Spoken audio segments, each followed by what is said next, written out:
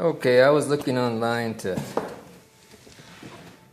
figure out how to change this oil in this Gator I bought about, oh, not too long ago, maybe 6 months ago. And I live kind of far out of town, and the Gator people are pretty far in town, and the only thing close to me is a Tractor Supply. So I had to make some adjustments. I'm going to show you how to do an oil change on this guy. Right here on the driver's side is the latch.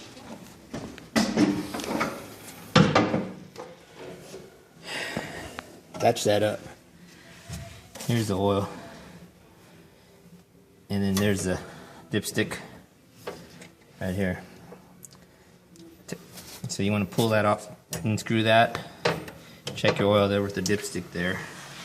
But right here is the tricky part. Right here. It's got a little nipple there. This is a 10 millimeter. You need a socket and an extension. And you just unscrew that and the oil will drip out to the pan.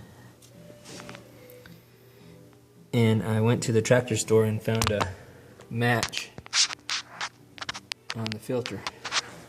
It is a PH 4967 Fram, and it matched right up, and it should be fine for another, I don't know, however many hours, maybe 20 hours or 30 hours before I do it again. I don't know of usage, but just there's a match right there. Real easy. It takes about 2 quarts, maybe 1.5 quarts to 2 quarts of 1030 oil.